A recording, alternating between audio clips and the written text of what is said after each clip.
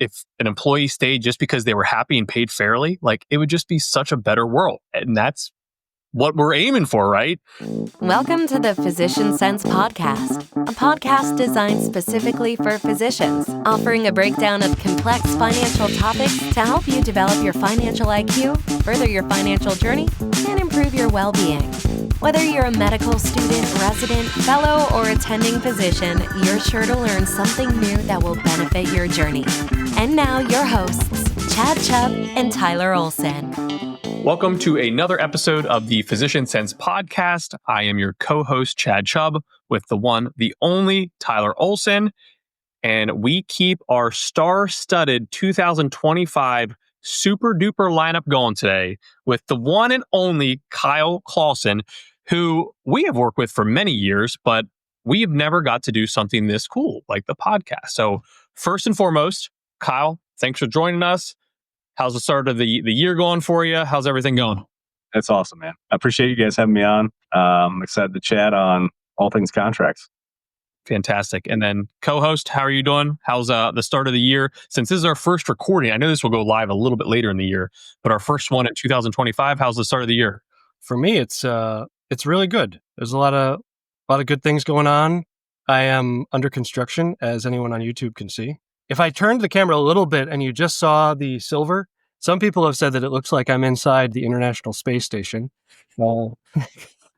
Just a little drywall and little painting in the works. But no, doing really well. Thanks.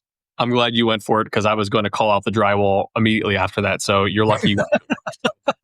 This will be our best commercial we ever have for the YouTube channel over the podcast because now everyone's going to want to see the International Space Station and the drywall all in one shot. So this is fantastic. So Kyle, your company, Resolve, is in the business of reviewing and negotiating contracts for physicians. Is that right? Yeah. So we live in the world of trying to make sure doctors get paid fairly and contractually treated fairly with language. And so that's what we do all day, every day, is try to empower docs as they're maybe leaving training, right, and coming out and seeing a contract for the first time, and or renegotiating comp, or just transitioning jobs mid-career. This is something. It just occurred to me to ask you. This is a question that I usually give a very boilerplate answer to, and I'd like to know if I'm wrong. Yeah. Residents, graduating med students, actually, they'll often ask to be like, "I got my contract. Should I hire an attorney?" And I always say, no. From med school to residency? Yeah. Yeah, no, don't waste your time. I mean, that's just it's a one pager. I mean, a lot of them are just going to sign off on it. The comp is all standard and set. So no, I wouldn't mess with that one. Okay. Yeah. I'm glad I haven't been misleading people all these years. I mean, now that being said, I'm gonna put a one caveat on this, right? This is the attorney in me has to blanket everything. There may be some, like if you're going to an unaccredited, right, or kind of this side type residency where you're just doing something short term. I mean, there are situations where maybe they're a little bit tricky, or a fellowship that's not right part of the traditional program. But 99.9% of them, I think you're fine on. Okay, well, that's good to know. I'm going to piggyback on that one. So now let's go to the next phase. You finish residency or fellowship. It's your first attending contract. The number one response we always get, and I even share this with you in the past, Kyle and Tyler, I know you hear the same thing. I don't need to talk to an attorney. It's just a standard contract. That's what all the other physicians told me. That's what the partners told me. There's nothing to change. So why would I have an attorney review it? True or false on that one? Well, false, first of all, that they are changed frequently. There are very, very few employers that we've ever dealt with, right? We've been doing this for 10 to 15 years now, that have a contract that hasn't been adjusted. Okay. So I think it's really bad advice. And actually my problem with that statement is it usually comes from the physician community themselves, right? Like they're supposed to be empowering each other, and they're actually getting together and saying, "Hey, I didn't get mine changed, and so therefore you shouldn't negotiate yours either," right? And I think that's bad advice, right? I mean, you should be coming out and saying, "Hey, even if I didn't have leverage, you probably do," right? And so please don't, if you're a physician listening to this, right, please don't rely on just these online communities and what one or two people told you in training. I mean, go out and educate yourself. Even if they don't make any adjustments to it, you want to know what you're signing, right? I mean, you have to know how much risk you're taking, and if there's a terrible non-compete, or if you don't have tail coverage, right? I mean, these are all problems that you have to be aware of, even if you don't want to negotiate. So I think, one, it's false. They will change them, but two, you have to educate yourself. The latter that you noted there too is what I always will tell them. Let's just say it was as close to standard as could be. Just have an attorney review that so you understand everything that's in your contract, even if you can't change a darn thing. And hopefully that's not the case. And clearly you just noted that there's a lot of change possible. Just knowing what's in there is so important. And I've also always taken the route that first contract, again, in my non-legal opinion, is so important. Because if something is off there, or even your pay is low there, that's your projection going forward. So if that one's too low, your next one could be a little bit too low, and then the next one could be a little bit too low. And I just think there's so much vital information in that first one. One, to know, but two, ideally, if you can make some tweaks to fit your specific needs and have a better contract in the long run for it. I just think there's so many important parts to that. You guys know this, but a lot of the, some of your benefits are going to be tied to your salary, right, or your comp. And so if you're missing by 10%, I mean, you guys can do the math on that of what are your lifetime earnings if you're down 10% every year. It's a lot.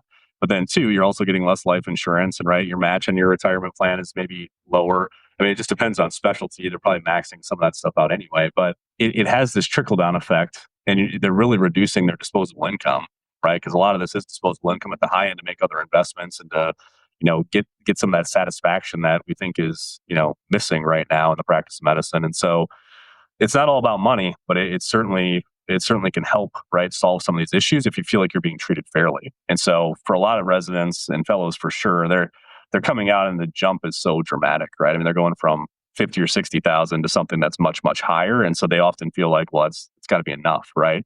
What they don't know is that even if they jump to 300,000, if the median's 450, they're short 150,000, right? And so that's something that they should be paying attention to. So we feel really, really strongly about transparency and just making sure people know what they're getting into. Do you find that the compensation data pools that you have access to are sufficient for being able to advocate for your clients? Or do you find that certain aspects of your experience also help you to help them to make sure that they're getting paid enough?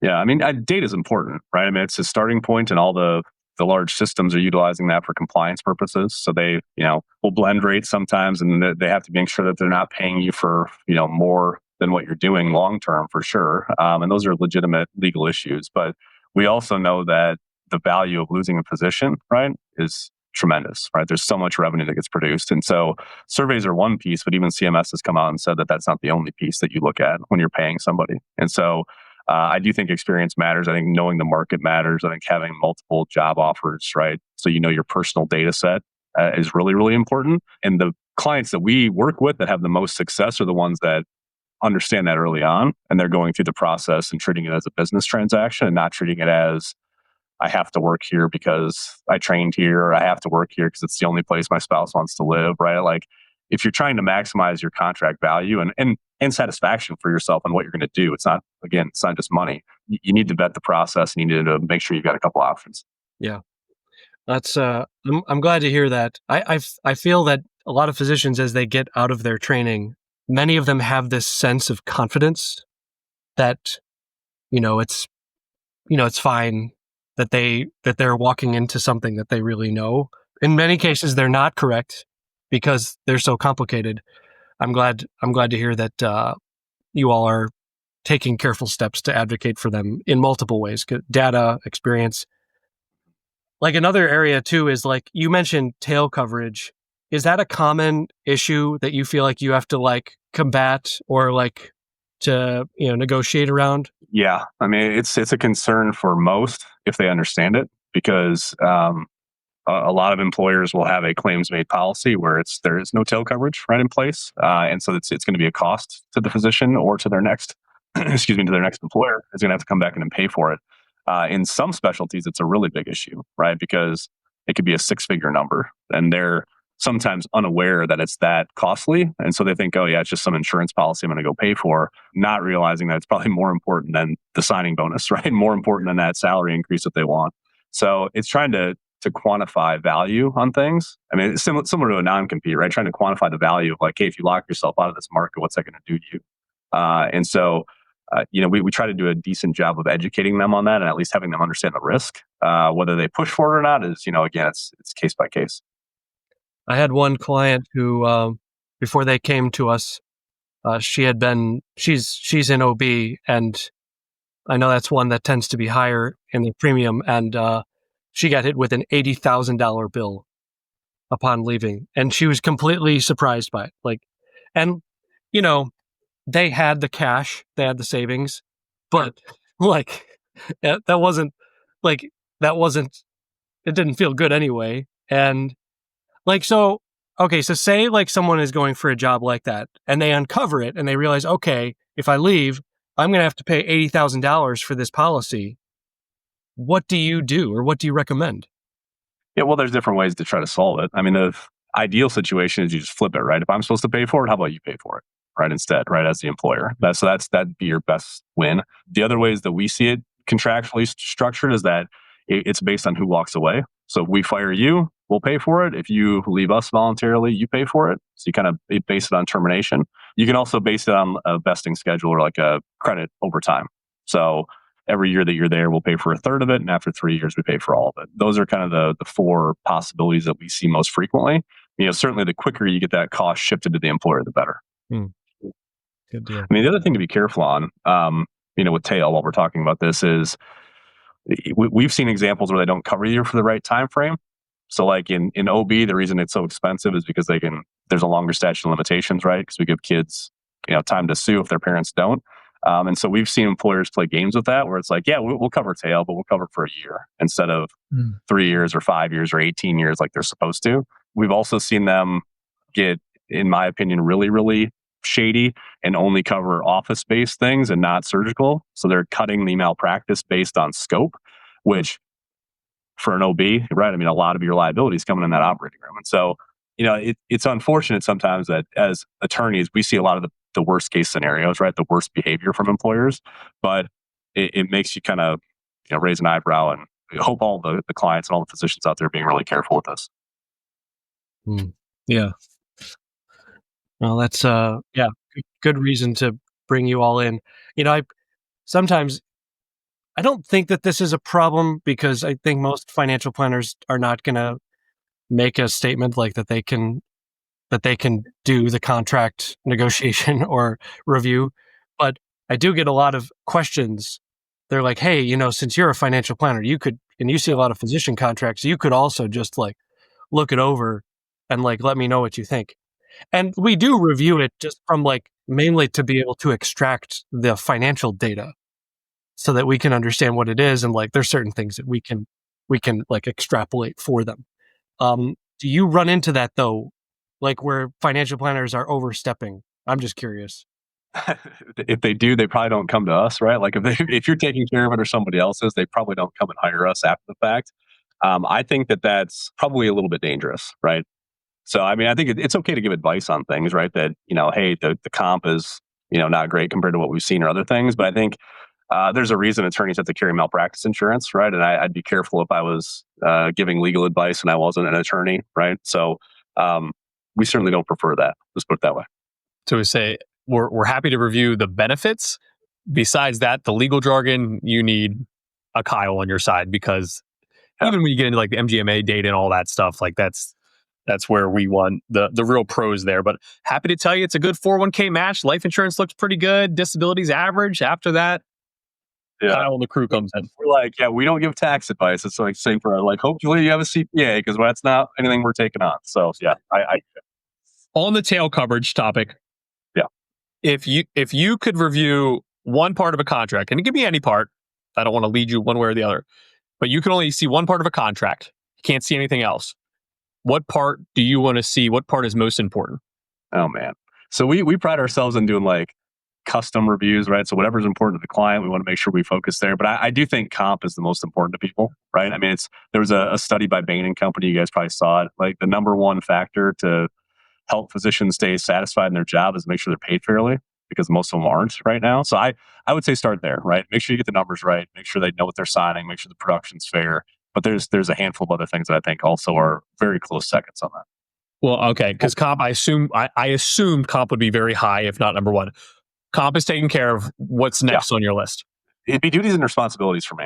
Okay. Making sure they're going to be asked to perform the job that they think they're signing up for, and not, I'm a hospitalist and all of a sudden I'm a nocturnist and I thought I was signing up for day shifts, right? But my contract doesn't say anything about it, and so now I'm stuck. Workload and lifestyle is really, really important. I think it's always been important, but I think it's even more important now, today, when they're not owning their practices like they were 20 years ago. And so we think that section or that part of the contract is really high. I notice a lot of physicians, they worry about their call coverage responsibilities, and it's, man, like some of them are really rough. Like I know someone who they were going to be compelled to, what was it? It was going to be Q3, and they were not going. They would get paid, but it would be like a split with the hospital, and only if they like performed procedures. So it was like, and they went to see an attorney, thankfully. And it was, so that was helpful. But on the surface, it didn't look like a big deal. But then they realized like how often they were going to have to be on call, and without some sort of predictable income coming from that commitment, they were able to go back and say like, hey, like I want X number of dollars per call. And they were able to get pretty close to it. Yeah. I mean, call is obviously lifestyle, right? I mean, even if you're not having to go in, you still have to be available, right? So it's preventing you from doing things that you would have liked to do. And, it ties into that entire duties, responsibilities. What's my schedule? Where am I going to work, right? How much support staff am I going to have? How much call am I going to take? I mean, those things matter, right? And it's usually why when clients come back to us for exit, it's almost always because those things didn't work out, right? They were sold something by recruitment and by a job posting, and then they get there and the lifestyle just doesn't match up.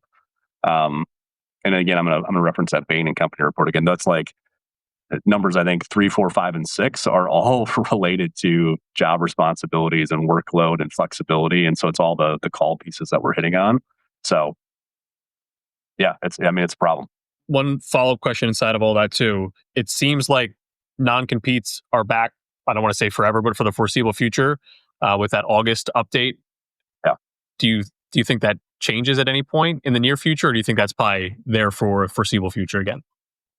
Yeah, I mean, they never really went away. So I mean, I think the give people the context on this is the FTC came out, right, and created a rule, and they thought it was going to go through, and then got challenged, right, and now they're appealing that decision. And so I don't think that there's any short-term solution on that. I mean, we tell every single client, like, if it's in your contract, you better try to solve for it right now, because even if the ruling does come back out, there's nothing to say that they wouldn't again challenge it later on, right? Or a state would come in and do something different. So there's states like California that have had kind of bans in place for a while, right, for physicians, where you're not supposed to have non-competes, and we still see employers putting them in the contract in hopes that maybe that rule will change, or that doctors just don't know about it and they'll just read the contract and think they have to comply with it. So my advice is, if you got a non-compete or any other termination issue, you try to solve for it right away. I feel like that took over the physician community for a while. They're thinking like, oh my gosh, they're going to leave. And then that fire got put out pretty quick there in terms of, what that could actually turn into. But I figured I'd get your opinion on it while we're here. It felt like that was the answer, but maybe if there's any other new breaking news I'm missing. I wish they were gone. There'd be a lot of flexibility and a lot of movement, I think. There's a lot of people that would like to go across town if they could. Oh, yeah. The conversations I have, I'm assuming Tyler has very similar conversations, certainly the ones that you're having.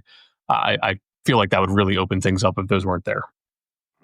Yeah. No, I mean, I can see like what compels the employers to put those in. It's a tough situation. So yeah, I mean, advocating for yourself and just being willing to accept whatever those end resulting terms are, like that's it.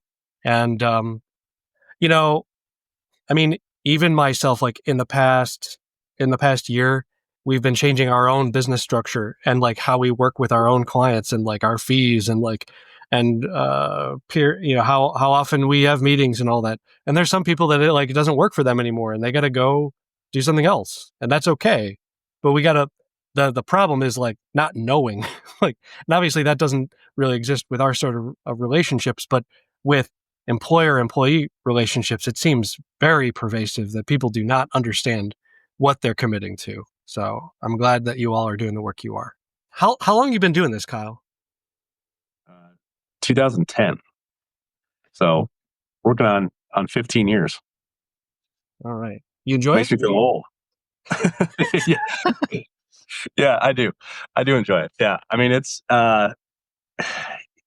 something that it's the same, right? I mean, it's the same topic and niche that we're in, just like you guys are in, but it's also, there's something different. Every single client has different needs and priorities, and every, employers are changing documents all the time and the law changes. And so I really like it. I really hope we're making an impact, right? And I think that we are. I mean, I think we're helping a lot of people, one, protect themselves from bad terms, so they get some flexibility long term, but also getting them paid fairly, which we think is obviously priority number one. So yeah, we feel really good about the work that we do.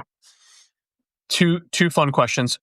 Obviously keeping everything confidential, but worst thing that you feel like you've ever seen in a contract, and then the best thing you've seen in a contract, and then the best thing, we can't make it money related. It has to be something like, wow, that's like groundbreaking in terms of a contract. For whatever reason, my head's like in kind of like maternity, paternity area, but you take it where you want. So first worst, second best, after all those contracts that you have reviewed to this point, at least what comes to mind.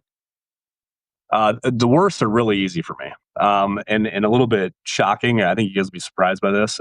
We've had a couple of contracts come back to us with edits, right, that are supposed to be internal, right, that we're not supposed to see sometimes, and they were both absolutely discriminating, and so they had like female contract on them, or one of them had black contract. So it's sex and race that they're discriminating on. These are obviously very minority situations, right? This is not happening across the board, so I don't want it to come across that way. But again, we live in the world of seeing the worst in employers and in people, and so those are absolutely hands down the two worst that I've seen. The best one that I've seen is fully paid maternity leave, which doesn't happen at all. I mean, almost every client now that comes in wants some type of parental leave, which we wish was there. It rarely is, right? And so I think that's it's unfortunate, but we have had people pay for like a full 12 weeks, right? No doc can pay at all, that's awesome, right? I mean, that's going to create a very, very happy employee long term. I got a short story for you, Kyle. I wanted to buy you. A few years ago, a client came to me. Did I tell you about this, Chad? I don't know. Keep going. I had a client who had gotten a contract, and she was basically in the compensation section. There was a stipulation that if she, and this apparently applied to male and female employees, if any employee either adopted or had a child of their own, that their compensation would go down by 10% for 24 months. And I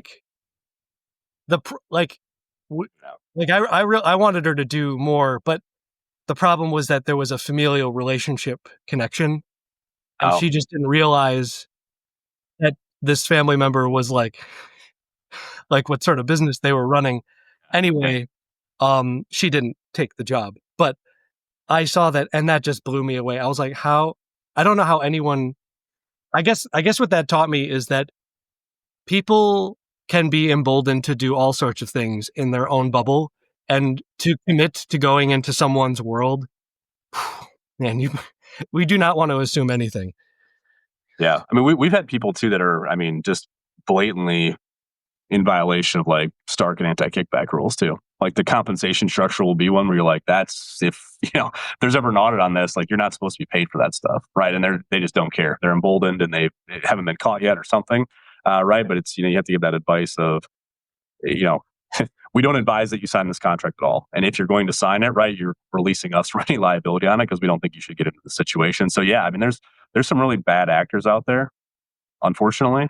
Again, not the majority rule, but you have to be careful. Yeah. Thinking back to the deduction in pay for having kids, as a parent, I'm like, I'm twice as productive after I had kids. Like, I should be getting paid more now because I know how to manage my schedule with the best of them.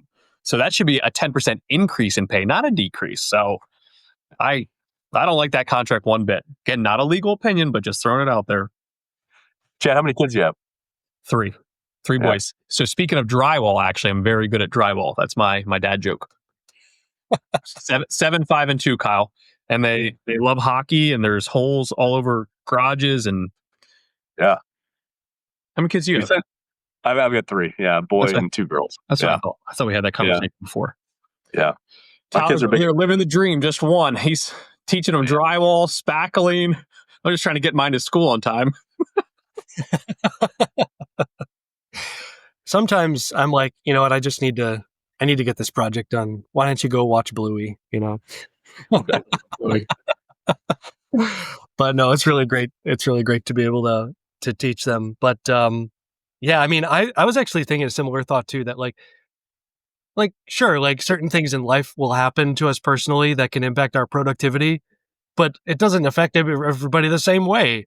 Like that does like I don't have any I don't really have anything else to say about it except that I was so mad. Hopefully we see less and less of that. But I mean, that's the thing though. Like as long as there are business owners, and that's like, you know, we're all 3 of us own our own businesses. We want to advocate for what we're building. And so that sort of freedom to like create our own contracts and everything, that's always going to exist. And so in the employee relationship, it's like, you know, that there's always, you have really good job security, Kyle, I think. Thanks. Yeah, I don't think the market's going to shift right quickly. I mean, it never does. I mean, they were very much in private practice. I think there will be some swing back to that, right, where they're not all being employed. But I think it's not going to happen quick. There's just not enough interest in that. It seems like right now there's a lot of interest in side gigs. I mean, I'm curious on what you guys think or what you hear from folks that are they're very interested in creating, you know, kind of side streams of revenue for themselves. There's a lot of interest in the concept. Yeah. It's like the degree to which it is like, it really moves the needle. It's more about, to me, it's more about what they want to do with their time. If they want to expand their knowledge base surrounding their primary specialty. And if they're going to share their expertise in like, you know, in expert witness testimony and other things around like legal stuff, they should definitely be paid. And I've with clients, I don't know about you, Chad, but like a lot of clients who are in that realm where they kind of get an idea that they could do this, they get told, they're like, well, you know, you're not going to get more than $500 an hour, so you better be grateful if you get that. And I say, you know, heck with that. Like we're going to push higher because $500 an hour on like a subcontractor expert level, like we say like, let's push it to like 750, even 1,000 an hour. Cause these are like isolated, very hyper-focused moments, and you're traveling in between, and there's opportunity there, but there's a lack of understanding of, one, how meaningful it is financially, and 2, how much they're worth. So we're doing a lot of individualized work in that realm. What about you, Chad? Do you run into that? Yeah, I mean, I think it comes back to what we kind of noted earlier in terms of, one, you know, being overworked, burnout side of it. I think some of it is out of curiosity, like, hey, I want to be a business owner, but I think a lot of it is driven by, I will burn out. I can't do this job for 20, 30 years, especially I always say like our emergency medicine physicians. Like I want to start to build up something on the side that I can then transition into, or just give me more income to stash away so that I can be financially independent sooner. So we see this quite a bit. Clearly we get into like the real estate side, and we can go down a whole rabbit hole there where I think that one is a little bit overhyped. You know, I kind of always joke on like the idea of passive income is probably everything but passive. So I think some people, they think of that as the business side of it.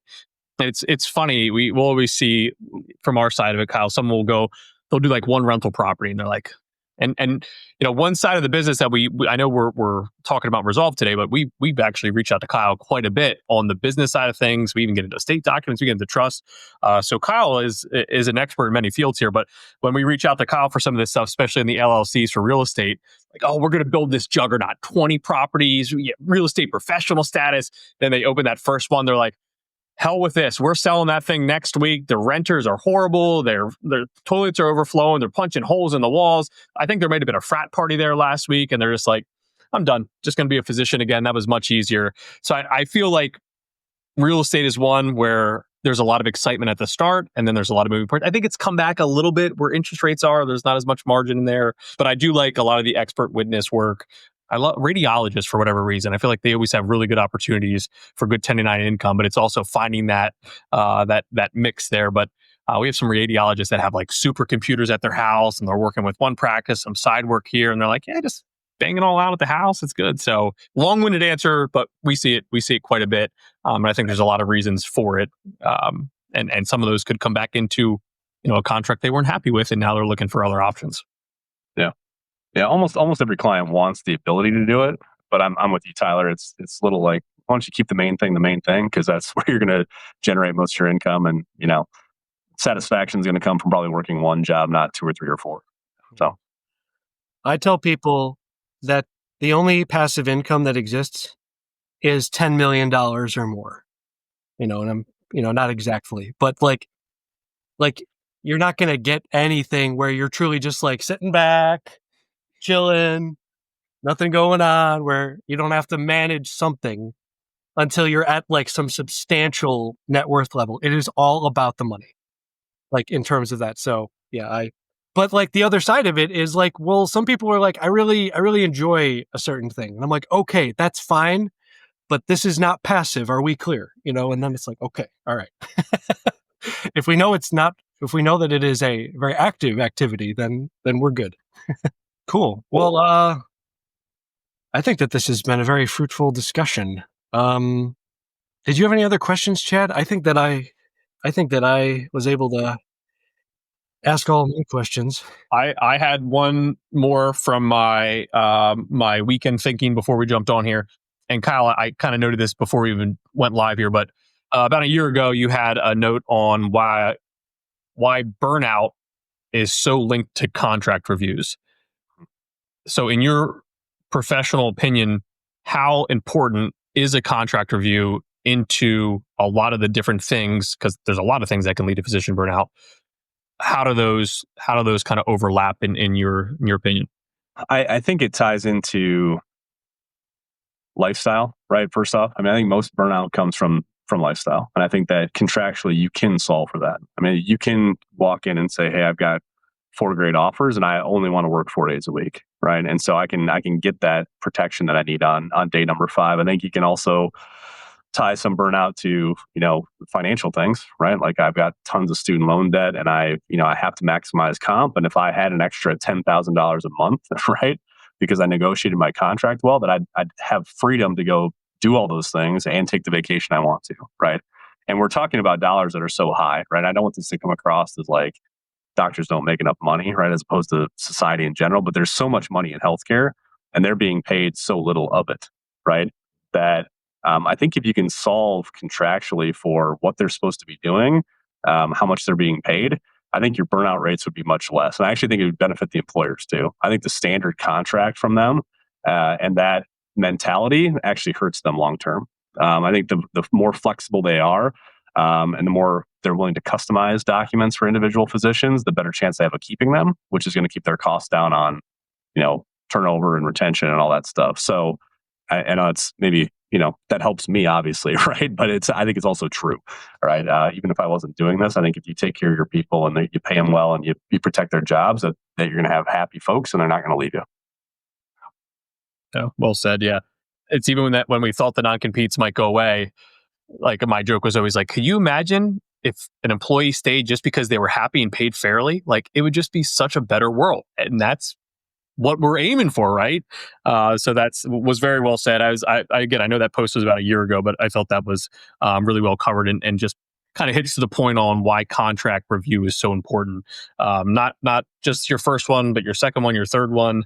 Hopefully, you don't have too many. You're in a good spot for a long time. But especially, I think with our generation, the younger generations, I always feel like we're getting more and more like gypsies, where we have 10 houses, we have 17 jobs. Where like past generations are like, I worked at the same company for 60 years. I lived in the same house for 70 years. So I feel like we change a little bit more, and I think that adds even more opportunities to really fine tune that contract for what's next for you. Yeah, agree. Am I missing anything on your side, Tyler? No, this has been good. And like, I've known this substantial amount of your work on a tangential basis, Kyle, for several years. I'm really glad to have spoken with you today, because it gives me even more confidence that you all are really doing your best to advocate for physicians that come to you. So I appreciate what you're doing. It means a lot that you all have committed to it. Yeah, I appreciate that. It's great to be here with you guys. Yeah, we're really thankful that you jumped on here with us, Kyle. Thanks for supporting the podcast too, and being a sponsor. Again, I know I've worked with you for many years, but it's really cool to have you in a more formal role here on the podcast side of the YouTube channel. So I'm sure we'll have you back, because we'll have plenty more questions, and usually we'll get a lot of questions from here, but we can't thank you enough for jumping on here with us today. Awesome. Appreciate it, guys. Thanks, Kyle. All right. Take care, guys. This information is for general purposes only. This information is not intended to be a substitute for specific professional, financial, or tax advice, as individual concerns vary. Please see a financial professional, CPA, and/or an attorney in regards to your own individual situation. Wealth Heals Advisory Services and Financial Planning offered through Vicus Capital Inc., a federally registered investment advisor. Olson Consulting LLC, offering advisory services and financial planning, is a state registered investment advisor.